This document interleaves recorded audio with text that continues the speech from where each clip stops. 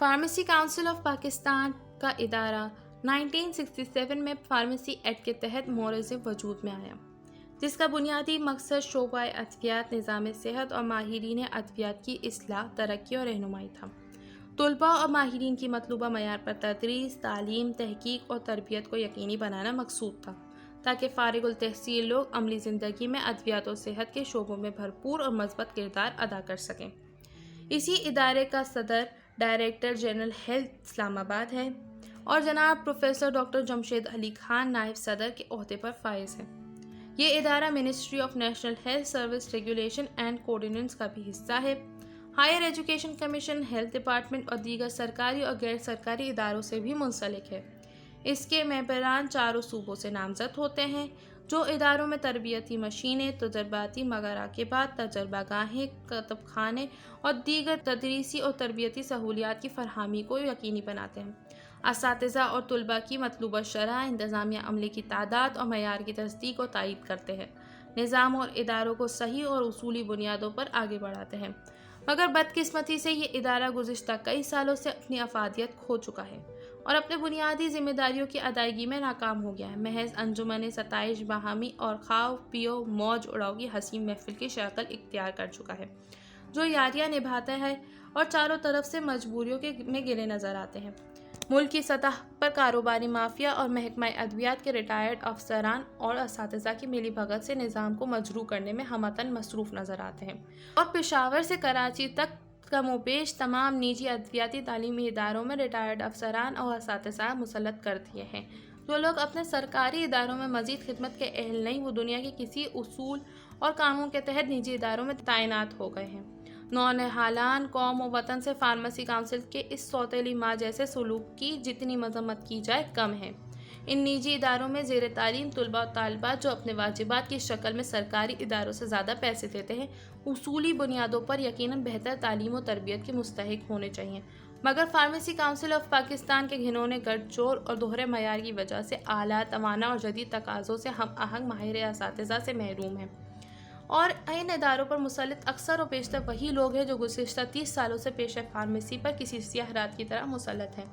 اور conference mafia کے نام سے جانے جاتے ہیں، کیونکہ یہ تعلیم و تحقیقی کانفرنس کے نام سے ہر 3-4 سال بعد پروگرام منعقد کرتے ہیں، فارمیسی برادری کے مینڈیٹ کو چڑھانے کی کوشش کرتے ہیں، اس علمی تقریب کی بطور ہتھیار استعمال کر کے حکومتی اداروں کو چکمہ دیتے ہیں اور ذاتی اور شخصی مفادات سمیٹنے کی بھرپور کوشش کرتے ہیں۔ فارمیسی کونسل آف پاکستان کی ناکامی کی دوسری دلیل ادویاتی تعلیمی اداروں میں مجوزہ ہائر ایجوکیشن کمیشن کے انتظامی ڈھانچے کے نفاذ نہ کرنا ہے، جس کی منظوری HEC کے نیشنل کریکولم ریویژن کمیٹی نے کراچی ریجنل آفس میں منعقدہ آخری اجلاس مورخ جون 6 سے 8 2011 کو دی۔ پھر اسی فیصلے کو HEC کے اجلاس مورخ فروری 28 مارچ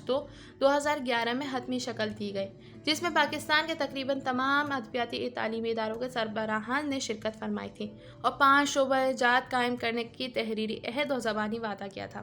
مگر فارمیسی کونسل آف پاکستان اس فیصلے کے عملی نفاذ میں بھرپور انداز میں ناکام ٹھہرا۔ اس فیصلے اور اصولی وعدے سے روگردانی کی قیادت و امامت شعبہ فارمیسی پنجاب یونیورسٹی لاہور نے کی اور ابھی تک یہ اعزاز اسی ادارے کو حاصل ہے۔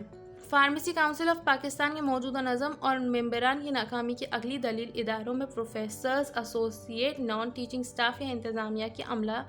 کی تعیناتی نہ کرا سکنا ہے۔ کم و بیش تمام اداروں کے سربراہان نے HEC کے اجلاسوں میں شرکت کر کے 5 شعبہ جات قائم کرنے کا تحریری عہد اور زبانی وعدہ کیا تھا۔ ہر شعبے میں کم از کم 5 پروفیسرز، 10 ایسوسیٹ پروفیسرز اور اسی شرح سے طلباء اور اساتذہ کی تعداد سے تناسب سے باقی فیکلٹی، ٹیچنگ سٹاف اور انتظامیہ عملے کی تعیناتی کا ٹھوس انتظامی، تدریسی اور تحقیقی ڈھانچہ بنایا تھا،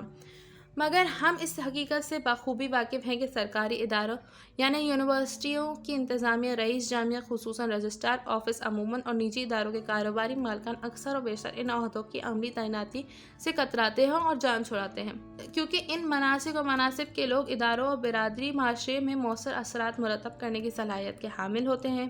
تعلیمی، تحقیقی اور تدریسی سطح پر بہترین قابلیتوں کے عملی اور حقیقی جوہر دکھانے کے قابل ہو جاتے ہیں، اور یہ مظاہرے صحیح انداز میں دیکھے بھی جا سکتے ہیں، مگر ملک و قوم دشمن عناصر کو کسی صورت یہ ترقی و استحکام گوارا نہیں، جس کی بہترین مثال مغربی پنجاب کا ایک سرکاری ادارہ ہے جہاں تقریباً 19 سالوں سے صرف ایک ہی فارمیسسٹ پروفیسر ہے، جو موجودہ پروفیسر اپنی بددیانتی، بدعنوانی اور کرپشن کی انتہا کے درجے کا تحفظ کر دینے کے لیے کسی اور کو پروفیسر بنانے سے روکنے کے لیے ایڑی چوٹی کا زور لگاتا چلا آ رہا ہے۔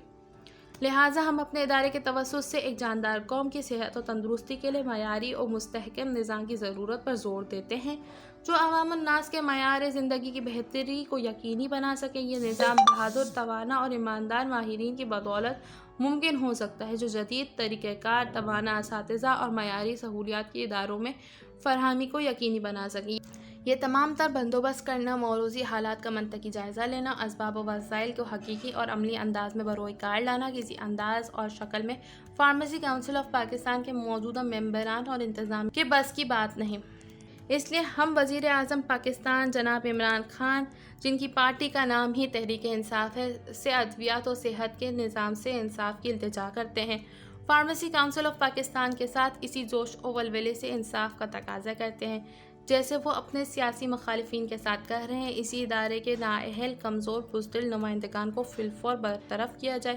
ان کے خلاف اپنے فرائض سے روگردانی کی بنیاد پر مناسب تفتیش اور قانونی کارروائی عمل میں لائی جائے، انہیں اس ناقابل معافی جرم کی کڑی سزا دی جائے، ذہین و پیشہ ورانہ ماہرین پر مشتمل کمیٹی تشکیل دی جائے، سلیکشن بورڈ کی ماہرانہ تجاویز کی روشنی میں قابل، غیر جانبدارانہ اور محنتی ممبران کو نامزد کرکے ملک و قوم کو شاندار ادویاتی اور طبی سہولیات اور نظام کی فراہمی کو یقینی بنا جائے۔